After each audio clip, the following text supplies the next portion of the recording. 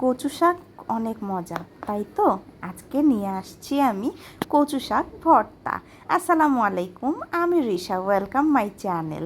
আমার চ্যানেলে যদি এই রেসিপিগুলো আপনাদের ভালো লাগে এবং কাজে আসে তাহলে কিন্তু লাইক আর কমেন্ট করতে ভুলবেন না, আর নতুন হয়ে থাকলে সাবস্ক্রাইব করে দিবেন। তো আজকে কচু শাক কীভাবে রান্না করলাম এবং কী কী উপকরণ দিয়ে সেটাও আপনাদেরকে দেখানোর জন্যই আমি নিয়ে চলে এসেছি। এই কচু শাকগুলো আমার বর গতদিন রাত্রেবেলায় নিয়ে এসেছিলো, যেগুলো আমি খুব ভালো মতন কেটে পরিষ্কার করে ধুয়ে নিয়েছি। আর খুব ভালো মতন ধুতে হবে। আমরা সবাই জানি যে কচু শাকের ওপরে কিন্তু পানি মানে জমে থাকে না, একদম পানি মনে হবে যে ধোয়াই হয়নি, কিন্তু না, এটা খুব ভালো মতো ক্লিন করা আছে।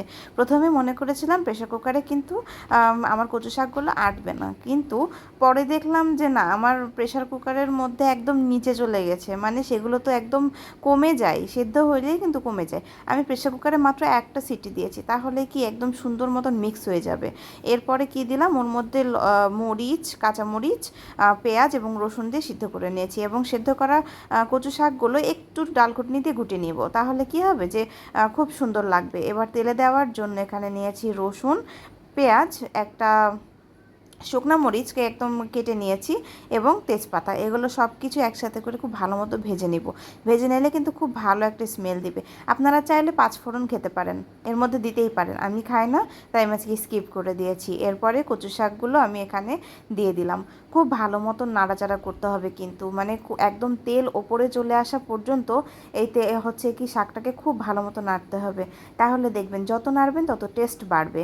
তা আমার তো কচু শাকটা আজকে প্রায় রান্না শেষই হয়ে গেল। তো কেমন হয়েছে আমার রান্নাটা, যদি ভালো লেগে থাকে অবশ্যই লাইক আর কমেন্ট করে জানাবেন যে ভালো লেগেছে, আর অবশ্যই রেসিপিটি ট্রাই করবেন, আর অবশ্যই আমাকে জানাবেন, আর আমার চ্যানেলটিকে সাবস্ক্রাইব করে দিবেন। এই যে তৈরি হয়ে গেল আমার কচু শাক। ভুলে যাবেন না, কচু শাক কিন্তু প্রচুর লৌহ, হ্যাঁ, এখানে কিন্তু আমাদের শরীরের রক্ত পরিষ্কারের জন্য কচু শাক খাওয়া একদম বাধ্যতামূলক। আপনারা সপ্তাহে একবার হইলেও কচু শাক খাবেন। কচু শাক খেলে আমাদের কিন্তু অপকার কিছু নেই, উপকারী অনেক বেশি। তাহলে আর দেরি না করে এক্ষুনি বানিয়ে ফেলুন কচু শাক, আর আমাকে রেসিপিটি শেয়ার করুন। চাইলে আপনারা এর মধ্যে ইলিশ মাছের মাথাও দিতে পারেন, চাইলে যারা মাছ খান না তারা অবশ্যই এভাবেই বানিয়ে খাবেন, দেখবেন অনেক অনেক অনেক ইয়াম্মি, অনেক মজা। সো আর দেরি না, জলদি জলদি আমার চ্যানেলটিকে সাবস্ক্রাইব করে দিন, and thanks for watching my videos.